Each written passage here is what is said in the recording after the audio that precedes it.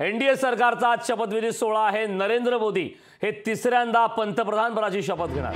राष्ट्रपती भवनात हा शपथविधी सोहळा पार पडणार आहे। मंत्रिमंडळाच्या पहिल्या टप्प्यात 30 जणांच्या समावेशाची शक्यता आहे। एनडीए सरकारचा शपथविधी सोहळा आहे।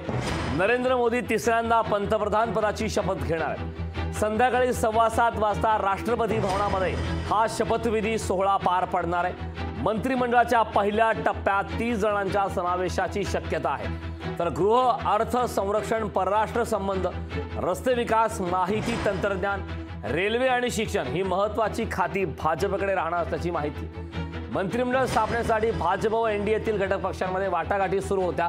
जनता दलाने रेल्वे तर तेलुगू देसमने माहिती तंत्रज्ञान, रस्ते विकास या खात्यांची मागणी केली असली तरी या खात्यांची राज्यमंत्रीपदे त्यांना दिली जाण्याची शक्यता आहे।